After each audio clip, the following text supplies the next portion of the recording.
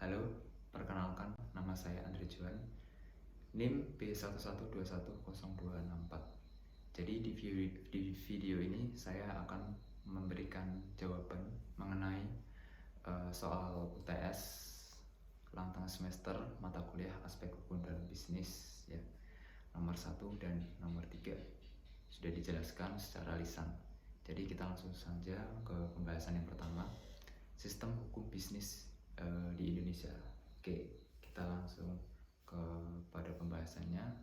Hukum bisnis itu merupakan suatu perangkat kaidah hukum yang mengatur tentang tata pelaksanaan kegiatan dagang, lalu industri dan keuangan, dan yang lain-lain masih banyak lagi, yang tujuannya untuk memberikan rasa tertib dalam menjalankan bisnis itu sendiri untuk memperoleh keuntungan ya, untuk memperoleh kenyamanan dan keamanan.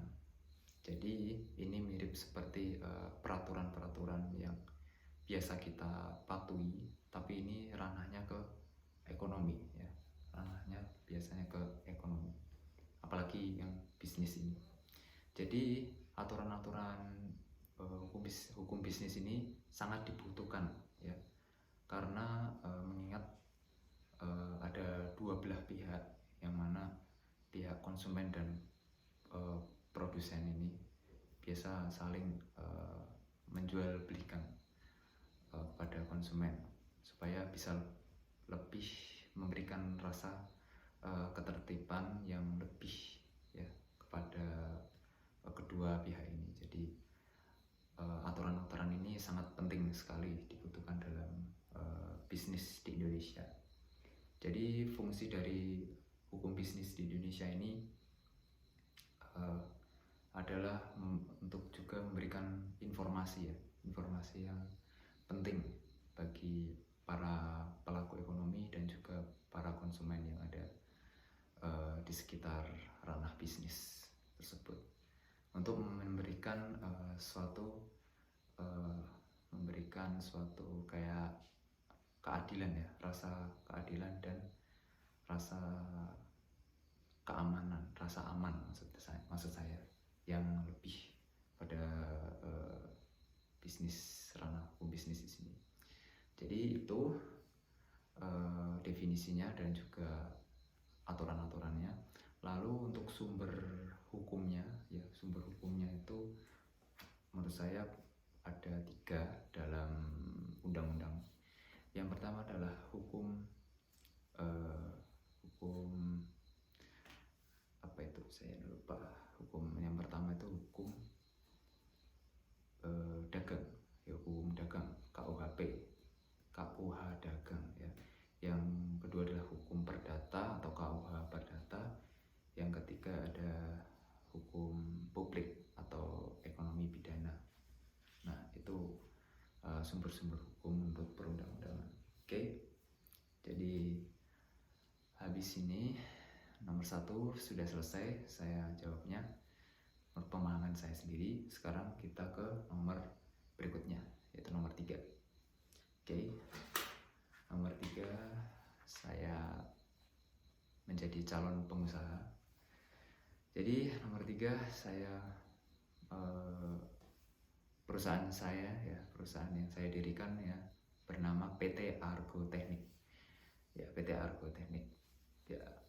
PT Argo Teknik ini bergerak pada bidang industri ya, industri mesin pertanian ya, industri mesin pertanian, yang mana perusahaan ini memproduksi mesin pertanian seperti traktor, bajak, singkal, garu sisir dan lain-lain.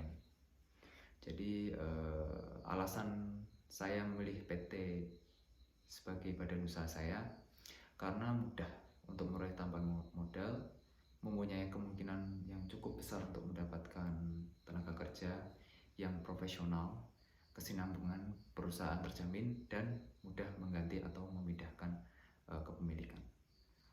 Nah itu sekedar deskripsi saya mengenai PT yang saya akan bangun ini, yaitu PT Argo Teknik tadi.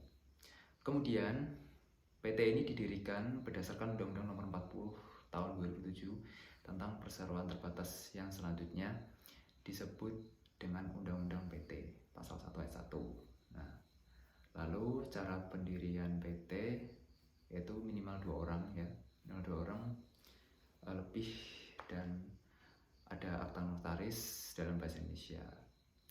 Lalu struktur minimal terdiri dari 1 direktur dan 1 komisaris. Memiliki modal ya, harusnya kita memiliki modal juga. Modal dasar terdiri dari saham-saham yang pemiliknya memiliki bagian sebanyak saham yang dimilikinya. Lalu untuk struktur organisasi PT saya ya sebagai berikut.